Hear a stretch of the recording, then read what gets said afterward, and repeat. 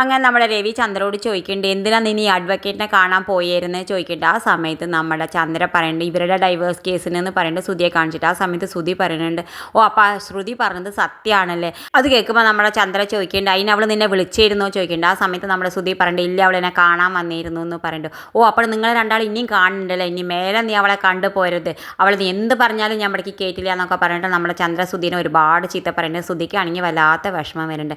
എന്തായാലും പിറ്റേ ദിവസം തന്നെ നമ്മുടെ ചന്ദ്ര ജ്യോത്സ്യനെ കാണാൻ പോകുന്നുണ്ട് ബാമയെ കൂട്ടിയിട്ട്. നമ്മുടെ ജ്യോത്സ്യൻ പറയുന്നുണ്ട് ഭാര്യയും ഭർത്താവിനും തമ്മിൽ അകറ്റാൻ വേണ്ടിയിട്ട് ഈ ചരട് ശ്രുതിയുടെ കയ്യിൽ കെട്ടിക്കൊടുക്കാൻ പറയുന്നുണ്ട്. ആ സമയത്ത് നമ്മുടെ ചന്ദ്ര വലിയ സന്തോഷത്തിൽ ആ ചരടൊക്കെ വാങ്ങിയിട്ട് പോകുന്നുണ്ട്. വീട്ടിലേക്ക് പോയിട്ട് നമ്മുടെ ശ്രുതിക്ക് കെട്ടിക്കൊടുത്ത ശ്രുതിക്ക് ദേഷ്യം വരും ശ്രുതിയോടെന്ന് വിചാരിച്ചിട്ടാണ് പോണത്. എന്തായാലും വീട്ടിൽ പോയിട്ട് എല്ലാവരും ഒന്ന് ഭക്ഷണം കഴിക്കുന്ന സമയത്ത് നമ്മുടെ വർഷയ്ക്കാണെങ്കിൽ വല്ലാത്ത ഛർദി വരുന്നുണ്ട്, ഛർദിക്കുന്നുണ്ട്, ഛർദി മാറണില്ല.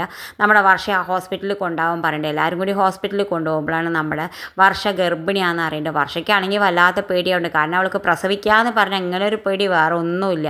എന്തായാലും വർഷയ്ക്കാണെങ്കിൽ വല്ലാത്ത സങ്കടം. വീട്ടിലേക്ക് എല്ലാവരും വരുന്നുണ്ട്, എല്ലാവർക്കും സന്തോഷമാവുന്നുണ്ട്. രവി ആണെങ്കിൽ ശ്രീകാന്തിനെ കെട്ടിപ്പിടിച്ചിട്ടുണ്ട്. അപ്പുറത്താണെങ്കിൽ നമ്മുടെ സച്ചിയും രേവതി ഒരുപാട് കൺഗ്രാറ്റ്സ് ഒക്കെ പറയുന്നുണ്ട് നമ്മുടെ ശ്രീകാന്തിനോട്. ശ്രുതിക്കാണെങ്കിൽ ഇതൊക്കെ കാണുമ്പോൾ വല്ലാത്ത സങ്കടമാവുന്നുണ്ട്. ഇനിയിപ്പോൾ അവൻ ഡൈവേഴ്സ് ചെയ്യണ്ട, ഇനി എന്താ ചെയ്യതെന്ന് എങ്ങനെ ഒഴിയാന്ന് ആലോചിച്ചിട്ട് നിൽക്കുകയാണ് നമ്മുടെ ശ്രുതി. ഇത് കാണിച്ചും കൊണ്ടാണ് ഇന്നത്തെ പ്രൊമോ അവസാനിക്കേണ്ടത്. ഇതുപോലെ പ്രൊമോ വിശേഷങ്ങൾ നിങ്ങളുടെ മുന്നിൽ എളുപ്പത്തിൽ എത്താൻ ഈ ചാനലൊന്ന് സബ്സ്ക്രൈബ് ചെയ്യാൻ മറക്കരുത്.